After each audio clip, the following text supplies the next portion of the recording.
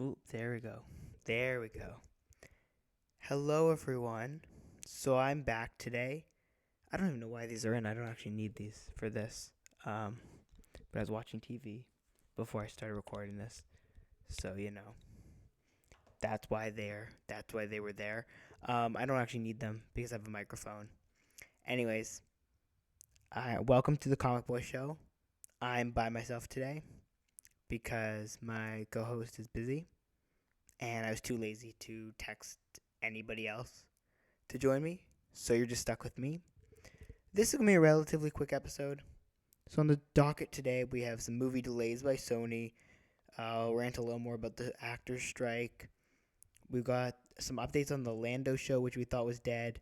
And I'm going to review Prisoner's Daughter, which I'm a little bit late reviewing. However, I've been very, very busy. So, let's just get started right away, I guess. Anyways, movie delays by Sony is the first thing we're going to talk about. So Sony, being the first domino to fall in the movie delay universe, or the world where we are delaying movies because they refuse to pay the actors what they are asking for and also not do all the other unethical things. We can assume the reason for this is because they want to crush the unions and are willing to do whatever it takes, including sinking the economy and delaying movies to do so. So the Spider Verse Part 2, or Across the Spider Verse Part 2, or Spider Verse 3, or whatever you want to call it, has been delayed indefinitely. We're probably looking at a 2025 2026 release date at this point. It could be late 2024. I doubt it. So we're going to be waiting for a while for that one. Um, Venom and Venom 3 has been added to the release calendar actually for July 12th, 2024, which is a very interesting point to put it in because, as you'll see in a minute, that means that there's going to be like two Sony Spider-Man movies within like 2 months. So there's obviously Venom, which we all expect to probably come out. Then we get Craven the Hunter, which gets pushed back almost a full year, moving from October 6th, 2023, all the way to August 30th, 2024, which means July 2024, 12th, 2024, sorry, is going to be Venom 3, and Craven the Hunter will be August 30th, 2024. So we have to wait a full year for that movie. We just got a trailer for like last week, or I guess last month. Now, the last movie which has kind of moved is the sequel to Ghostbusters Afterlife 2, I'm going to call it for now. And this is being pushed back from its holiday release on December 20th, 2023 to a competitive and probably dangerous, almost suicidal, March 29th, 2024 release date. This is going to be taking the release date for Spider Verse Across the Spider Verse Part 2, or whatever you want to, or Spider Verse 3. Now, Ghostbusters Afterlife, just to put this in context, too, now gets to compete with Sony on March 22nd, 2024. Godzilla, Godzilla vs. King Kong 2 on March 15th, 2024, and Kung Fu Panda 4 on March 8th, 2024. So those 3 weeks. Now, of course, I expect some of these things to get delayed. However, at the same time, as of this moment, it is going to be coming. It is going to be the fourth movie in a span of 3 huge blockbuster movies. Now, this is not going to be the end of the delays, and the reason I say that is because we know that Sony is alive and well, but is also very much deciding to try to be ahead of the curve here. So long as this actor strike goes on, Disney and all these other companies will continue to delay movies because they have to ration them, because no one's making movies, because they refuse to pay the actors and writers reasonable wages and also not, steal their entire existence with robots. And so we do have to kind of just mention the fact that it is the fault of the actor, or of the studios for not paying the actors, to being the reason that we are in this predicament where we need to delay movies. So this is, again, probably just the start of many, many delays. I think Dune 2, there's some rumors that it could end up getting pushed, especially because, again, as far as my memory serves, it has not been picked up on this film on the festival cycle yet. Joker 2 hasn't either. And so the question people have at least is, will they actually end up releasing? Now, Dune 2 has an IMAX agreement, which could screw the Marvels out of IMAX screenings because it has an exclusive IMAX deal, if it does get released this year. But again, I have a hunch, and I think I might be proven right, maybe even by the time this comes out, because I expect the next bunch of delays to happen probably over the next week or so. I would expect Dune to probably not stay where it is. I would probably expect Joker to probably not stay where it is. Joker might come out, but I would expect Dune to definitely not stay where it is.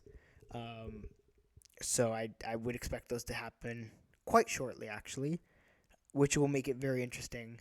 I also expect Aquaman 2 to maybe get delayed. However, I think they also want to kind of move on from this stuff, DC. So I think they might end up just keeping it there just to move on from it, even if it fails.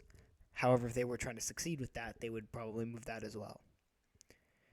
Now, let's talk a little bit about Lando Calrissian. Of course, most recently played by Donald Glover in Solo. So we've heard since actually I was actually going back through the articles. So it's kind of in that 2016, 2018 time when Solo kind of started production, and then when it came out, where we kind of heard these rumblings about the Lando show. We actually heard rumblings about a Lando show probably since the beginning of time. Now it's Donald Glover playing Lando. So this show was kind of in the works. Then it kind of went away. And then Donald Glover just recently said, "Hey, I'd love to come back and play Lando, but whatever I can say, Kathleen Kennedy will kill me if I say anything." And then Justin Simeon, who was the writer attached to it, who also was just doing some press stuff for the Disney movie Haunted Mansion, which just released, was talking about it, saying, as far as I'm aware, basically, I was still attached to it. They liked my idea, all this other stuff, and I just never heard back from them. However, now we've learned, thanks to the amazing reporting of various people, I actually don't remember who this came from. Maybe it was Variety, maybe it was like the Hollywood Reporter, maybe it was somebody else. So I apologize for not remembering that. But according to somebody, Donald Glover and his brother Stephen Glover are set to write this Lando series, which will be coming out now, apparently. This is as Justin Simeon exits the series.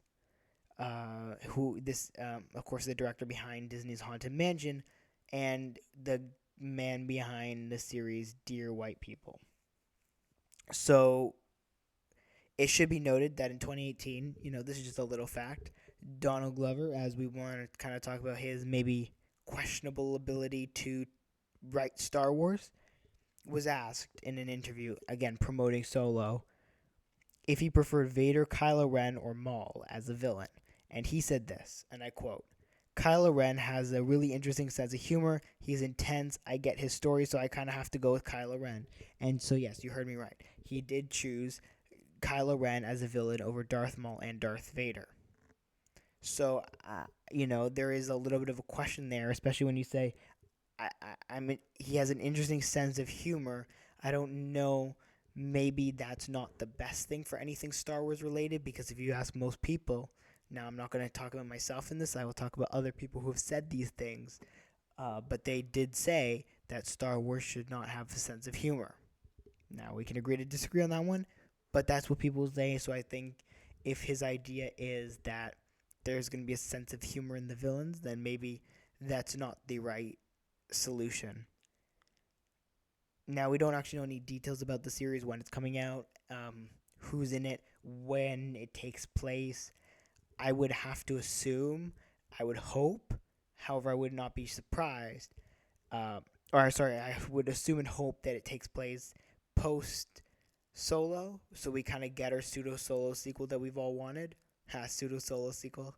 Wow, I'm funny. Anyways, yeah, so we'd have to assume, I would hope it takes place after Solo, so we get our pseudo Solo sequel. But I'm going to have to assume that it takes place pre-Solo, because I do think that is what they want to do which means we won't get our Pseudo Solo sequel. Say that 10 times fast. I've said that about 7 times at this point. Anyways, it'll be interesting to see what happens with this. But I mean, this could be a really good show, but it also kind of like is, do we want to still dwell on these characters? I don't know, actually. What do you guys think? Let me know in the comments if you think we should dwell on these characters. Do you really want to see this Lando show, or kind of are we done with that era and we just want to see other stuff? Now, of course, they've announced this again 300 times at this point.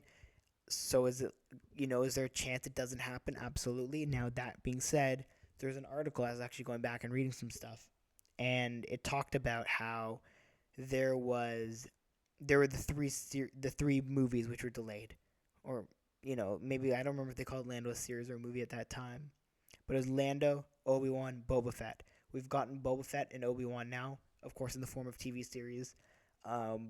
One of which was extremely underwhelming. I'm talking about Boba Fett, but we do. Lando would be the last of that trifecta, which was kind of being talked about as the next era of Star Wars, post Solo. So it would be interesting again to see what they kind of do with that and what we get from that. I am still excited, obviously, for this, but at the same time, I do understand that that we do have to be cautious, especially when we're talking about all this other stuff. Now, at the same time, the other thing I should note is that Disney, it does not have a good history, especially Star Wars, in letting their creators be creative. So I don't know how much this actually matters that they have Donald Glover and his brother Stephen Glover writing it, because at the end of the day, it's very unlikely they'll get any creative freedom or any creative license. And with that, I assume, we can, or I guess one could argue that there will be no change with whoever writes it. And maybe that's actually for the best for Justin Simon, who may have actually managed to escape the soul-crushing experience of trying to make Star Wars content that is not company sanctioned. So, it'll be interesting to see what happens there. And obviously, we're not going to see anything going forward until the writers and actor strikes are resolved and Disney pays their talent. So, this is an announcement of some sort, but it doesn't really matter that much. Anyways, now that I've done those preambles on this mini podcast thing that I'm doing today, let's do the review that I really decided to record today for. And this is a review for Prisoner's Daughter, which is a movie, and I'm going to talk about it in a minute. So this movie, The Prisoner's Daughter, is a movie which was 500 movies rolled into one movie. The movie was generally carried by Succession's Brian Cox and got some help from Underworld's Katie Beckinsale. Brian Cox is clearly in the movie so that they could say, hey, we've got Brian Cox in our movie, come watch our movie. And he's kind of in that era of his career, where you'd get like kind of what you got with Robert De Niro and a bunch of other, and Anthony Hopkins. Robert De Niro, especially when you think of a movie like 2013's The Family or 2004's Godsend, and or even Morgan Freeman, honestly, if we're being honest with ourselves, but kind of in that role of like, that's a damn good actor who's old and kind of playing in these kind of smaller movies. Now, I think this movie was the strongest kind of when it focused on the Last Dance kind of redemption trope. And what I mean by that is, we're coming back for one last time, we're kind of redeem ourselves. They have that kind of plot line, especially toward the end. And I think that was probably the strongest point in the movie itself. They also kind of tried, because the problem was, and I think when I'm talking about the 500 different movies, they had that Last Dance kind of redemption arc. Then they also had the dysfunctional family arc, right, which has a bunch of subtropes, right, where you have like the single mother struggling kind of trope, and then you have the crazy father trope, and then you have the this and that trope, right? And then on top of that, obviously, you do have the coming of age thing they try to slide in there. And again, I feel like that was one of the reasons when you dilute something like the core, which is really really interesting and really really cool, so much, then you just kind of end up with this mess. And I think when I was watching it, I was like, wait, I want more of that stuff. Like just isolate that the last dance kind of redemption trope, and I want to see a lot more of that. So I think that was kind of what made this movie, like what was the strongest point of this movie. And because again, I think individually the coming of age stuff, the dysfunctional family stuff, all that other stuff could have worked really well in movies. However, I don't think they gave us enough time to, just kind of digest one part of it. And so I think it really hurt the movie that there was, again, that we had to kind of, they tried to do so many things. They tried to have so many different stories, so many different messages, which I think hurt the overall movie. Brian Cox is a man with a presence. That's for sure. There are a few moments where you realize he is absolutely carrying this movie on his back. They definitely don't do his character a real service by giving him not nearly enough context as to like how he became the character who he is and what he kind of did up until that point, right? And I think the biggest thing I think of when I do this is I think it's about toward the end of the movie, and there's this moment where where he gets kind of rearrested, and he's put in the car, and then the wife, Kate Beckinsale's character, or the daughter, sorry, Kate Beckinsale's character, calls the warden. The warden who we saw once at the beginning of the movie, and it made it seem like there was some kind of deal at least for him to be free. And then it's all of a sudden he's trying to pull strings for him after he did something he wasn't supposed to. Like, there was no build up to that relationship except for like 5 minutes at the very beginning of the movie.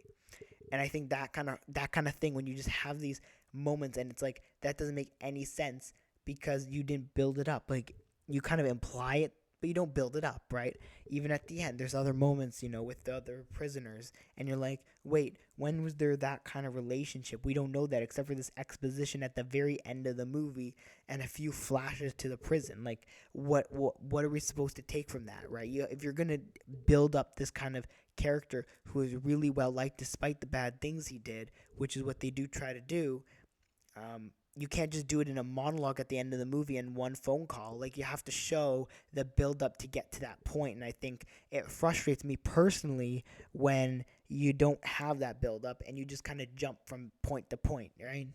Especially when Brian Cox does such a good job with that role, and you're like, wait, why can't we see more of this story right here? Focus on that. Don't go off on all these other directions of the kid getting bullied and the father and the husband slash father being crazy, and the wrestling thing and the or boxing, whatever the hell, and the mother job. Like, we got to see her get fired from her job and get a job interview. We got to see way too much of the kid in school. Like, there's certain things we don't need in a movie, right? That is where one of the things I love to talk about, which is editing of a movie, right? It doesn't need to be there. There's things that can be implied and there's things that need to be seen. This is some of the stuff here could have been implied because they could have given us more things we needed to see. More of a relationship between the mother and the father and the daughter prior to him going to jail. More of what he did. We don't even know at the end of the movie what he really did that bad, right? Like, we kind of get implications of it, but we don't truly know. We get one conversation, was I a bad guy? Yes, you were, right? It's like, well, can you give me a little bit more, please? Like, did you actually kill someone in front of your children or something? Like, you know what I mean? Like, there has to be some added context, I think, to make this movie as good as it could have been. And it constantly felt like the director was rushing to get to the end of the movie because she just kind of forgot to smell the roses, so to speak, right? She just said, this is the ending. I want to get here. Okay, how do I do that? Okay, let's just go here, here, here, here, here. Brian Cox, do some fun stuff here. Okay, cool. Now we're at the end of the movie. Let's do this thing, right? And I think that's another one of my biggest frustrations in movies is you have a director, and in this case, you do have a novice director, but a director who basically looks at this movie and says, this is my ending. Okay, now we're going to get to this point, right? let's do all this stuff to get to, and a writer obviously as well, who says this is the ending, now let's get to this point, right? Let's build it backwards. And I'm like, and typically when you build a movie backwards from your amazing ending, it doesn't end well for the movie. You may get a great ending, but you don't get a good movie because you're trying to fit the entire story and trying to get to that, to build up to that specific ending in 2 hours, right? Or an hour 40 minutes, which is what this movie was, obviously. Now, despite the fact that I personally would have brought them to the ending in a slightly different way, as I've just kind of outlined, and focused on different aspects of the characters and their stories, this movie definitely does deliver with the ending, and they do get the exact ending that they wanted to get from the beginning. Like, what the ending they're clearly setting up from the beginning is the ending they get, and they were very happy with that ending. I think I was very happy with that ending as well, and it was probably the most satisfying part of the movie, especially because, again, I think they got Brian Cox. They had this ending, and they were like, how do we get to have this scene? And I think that was the problem, and I think they should have really, I think honestly, again, when you have the ending in mind like that, you got to truly build to the ending and say, who cares about the other stuff? We're trying to get to this ending. So I think that was the biggest flaw with this, was they kind of did a bunch of things instead of just saying, we're getting to this ending. Now, the fact that, overall, this movie feels like they kind of just started with the ending, built the story backward to reach the ending, but then also got very distracted and, kind of went off in other directions while still trying to, and then just ending up saying, okay, well, this is how the movie's going to go. But it heavily relied on Brian Cox's presence and talent to really hold some of the questionable stretches or kind of distracted stretches of the movie together. And I absolutely think that worked to some extent because of Brian Cox's amazing ability to act, right? And the fact that, he could do that really shows how immensely talented he is as an actor. And because he legitimately just took some of this mediocre plot or, cliched kind of drawn out stuff and just put it on his back, right? Like, there's a moment in the movie very early on, and he's talking to the kid, right? His grandson, I guess. And he tells him about his father, right? Like the kid's father, his grandson's, his whatever, I don't know, family, how that works. Anyways, he's talking to the kid and he gives him the very straight up honest answers, right? It is a chilling, bone chilling delivery of those lines. And those lines, when you read them and you look at them and you look at the scenario this is all being set up in, you're like, meh. But he delivers those lines perfectly, and then you kind of just have to say, oh my God, he's great. Like, he's just really, really good at acting. And so I think that's kind of something which really does, like, if you're looking at this from a star rating, right, like out of 5 stars or whatever, like that, those kind of moments, the fact that he's able to elevate those moments where if I just read those lines word for word, you're kind of like, what the hell was that written by, like, some AI or something, right? But I know this is probably a touchy subject now, but whatever. Anyways, it's kind of like that. But then when he delivers them, you're like, oh my God, that's great. You know what's kind of like? It's like James Earl Jones, okay?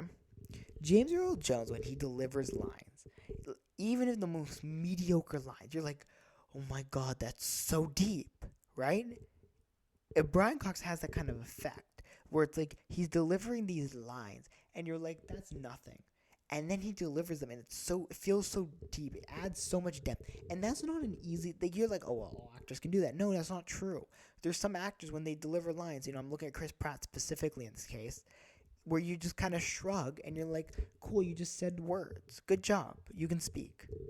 But then there's certain points where someone just, when they say the words versus reading them, they add so much depth and color to the words that it actually feels deep. And when you're doing that and you have kind of this tropey, mediocre kind of story with a bunch of cliches, if you can get someone like Brian Cox or James Earl Jones or Robert De Niro, like that kind of tier of person, not necessarily in acting talent, but just in presence, right? And where you can say things and just be there and elevate everything substantially, that is a huge benefit to your movie. So, again, I think it's the De Niro effect, and I think it shows how immensely talented he is, being able to kind of fix the dull moments. Right? Again, James Earl Jones did it too, but I think Robert De Niro probably is the better comp specifically, because Robert De Niro did a lot of fixing. But I do think that he's. I think it's interesting though, because I don't think Brian Cox gets nearly enough credit, kind of outside of Succession. And I think, although this isn't a great movie, and I don't think his performance by any means is like legendary, I don't think we give actors generally enough credit for having, these really good performances on these really, really, like in these really, really bad movies, right? Like where they kind of make the movie so much more watchable. And I go back to kind of De Niro and some of the shit he's done pretty much. And how much he kind of elevates some of that stuff, because you're like, without him, this would be like analyze this and analyze that, right? Those are De Niro movies. I don't know if you should watch them if you haven't seen them. They're awful, but they're also not that bad. Those movies, I feel like 90% of those lines delivered by anybody else but Robert De Niro would literally not matter to the movie at all. Like it would just be whatever. But then when you just put him in that, right? Or the other one, which I had actually here, I just forgot to write it down, but and I'm gonna find it right now. But when you put him in, when you put someone like him in movies like that, right? The war with Grandpa, probably the best example of this, right? Robert De Niro lines in this are nothing, good. But when you have Robert De Niro and Uma Thurman in a movie, anytime they say lines, you're just like, oh my god, the depth in this, right?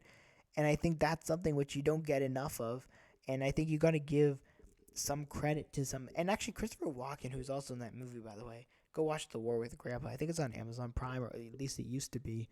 But there's certain people who they just say lines, and you're just like, damn, they're really good. Actually, Christopher Walken, funny. Let's go to a funny story about Christopher Walken right now. So Christopher Walken was in this shit movie, okay? And I think it was called Nine Lives. Yes, it was. My sister made me watch this. I literally hate this movie with every bone in my body. Anyways, um, so he's in this movie, right?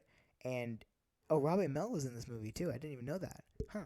Anyways, so he's in this movie, and his lines, which are so awful and cheesy and non-existent, like, and just don't matter, they're just so different when he delivers them, and it just shows how really, really good at everything he is, and he does have that presence thing too.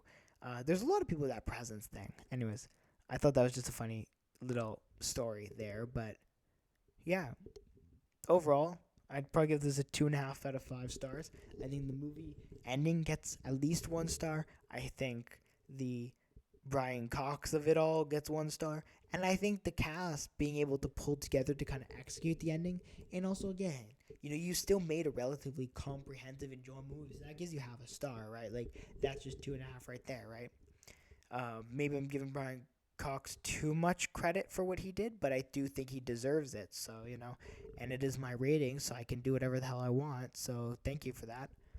But I do think overall, again, it's not a great movie, but I kind of am in a weird spot here, right? Because my biggest criticism of movies is when they too slow. This was not too slow, but I think it should have been slower.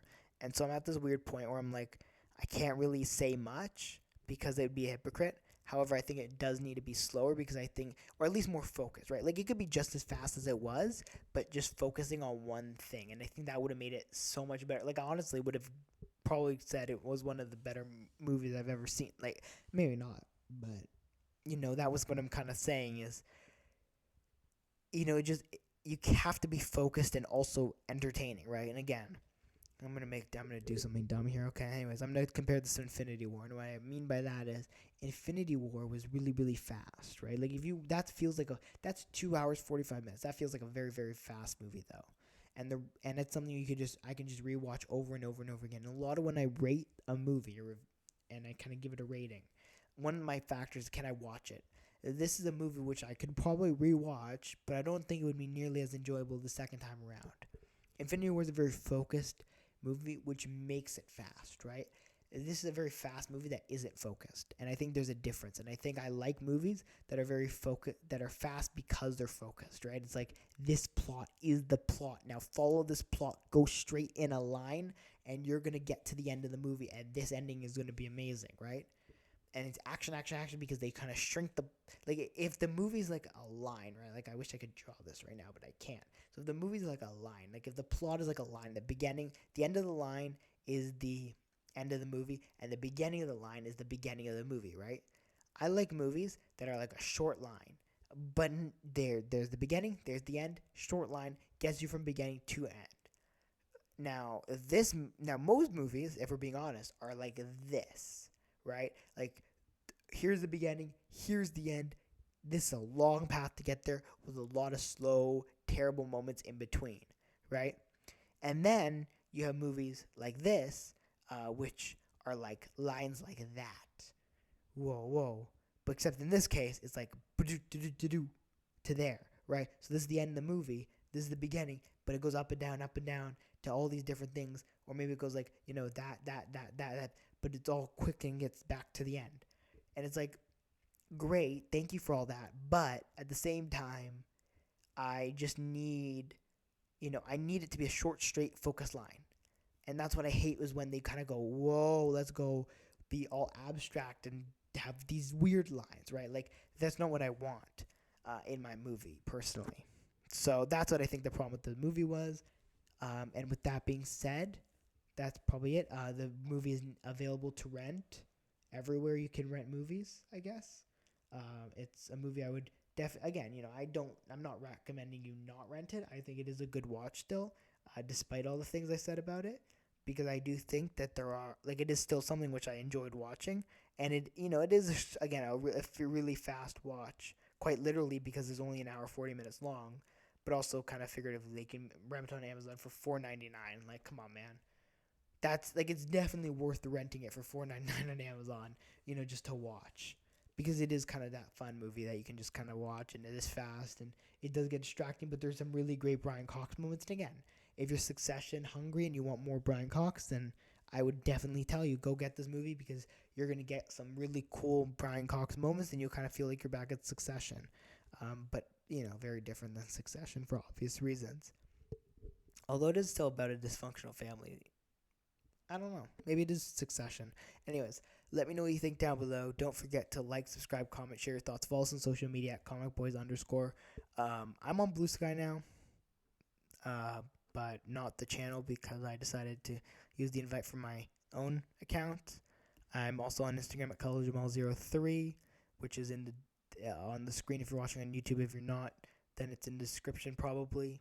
We have a website with all of the videos and stuff.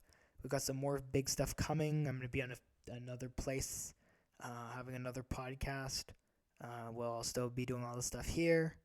And thank you all for watching. See you all next time. Bye.